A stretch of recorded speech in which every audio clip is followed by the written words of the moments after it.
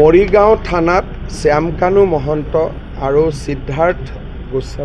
সিদ্ধাৰ্থ শৰ্মাৰ বিৰুদ্ধে এখন এজাহাৰ পৰিছে। অসম পুলিচে এজাহাৰখন ৰেজিষ্টাৰ কৰিছে আৰু তদন্ত নিশ্চিতভাৱে হ'ব। যিহেতু FIR হৈছে, আমি তদন্তৰ আওতাত শ্যামকানু মহন্তও আহিব, সিদ্ধাৰ্থ গোস্বামীও আহিব, সিদ্ধাৰ্থ শৰ্মাও আহিব আৰু ছিংগাপুৰৰ যিসকল লোক শেষ সময়ত জুবিন গাৰ্গৰ লগত আছিলে তেওঁলোকো তদন্তৰ আওতাত আহিব।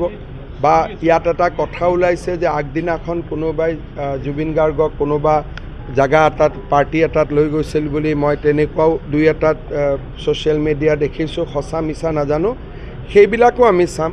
কিন্তু ছিংগাপুৰ কৰ্তৃপক্ষও ইতিমধ্যে ইনভেষ্টিগেশ্যন আৰম্ভ কৰিছে। গতিকে ইয়াৰ যিহেতু প্লেচ অফ অকাৰেঞ্চ ইণ্ডিয়া নহয়, গতিকে ক্ৰিমিনেল পাৰ্টটো যদি কিবা আছে ছিংগাপুৰৰ পৰা পাম আৰু অসমৰ পৰা লৈ যাওঁতে যদি কিবা বেয়া ভাবি লৈ যোৱা হৈছিল সেইটো আমি অসমত পাম। গতিকে এই ক্ষেত্ৰত আমি চৰকাৰে সম্পূৰ্ণ নিৰপেক্ষভাৱে যি ধৰণে কোনোবা ৰাইজে যদি সাক্ষীও দিব খোজে, কোনোবা ৰাইজৰ হাতত যদি কিবা খবৰো আছে, আমি সকলো ব্যৱস্থা কৰি দিম যাতে গোটেই বিষয়টো সকলোৰে কাৰণে মুকলি হৈ থাকে, কোনো কথা যাতে গোপন হৈ নাথাকে। মৰিগাঁও থানাত শ্যামকানু মহন্ত আৰু সিদ্ধাৰ্থ শৰ্মাৰ বিৰুদ্ধে এখন এজাহাৰ পৰিছে।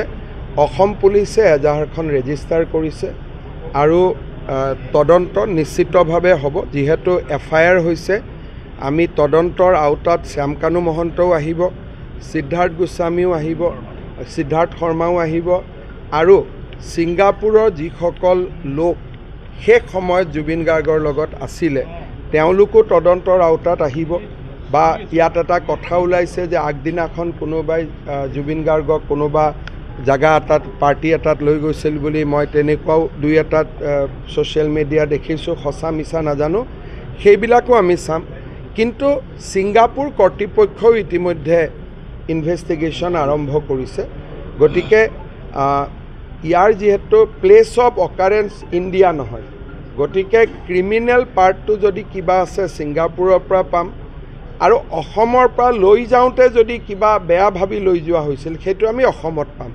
গতিকে এই ক্ষেত্ৰত আমি চৰকাৰে সম্পূৰ্ণ নিৰপেক্ষভাৱে যি ধৰণে কোনোবা ৰাইজে যদি সাক্ষীও দিব খোজে, কোনোবা ৰাইজৰ হাতত যদি কিবা খবৰো আছে, আমি সকলো ব্যৱস্থা কৰি দিম যাতে গোটেই বিষয়টো সকলোৰে কাৰণে মুকলি হৈ থাকে, কোনো কথা যাতে গোপন হৈ নাথাকে।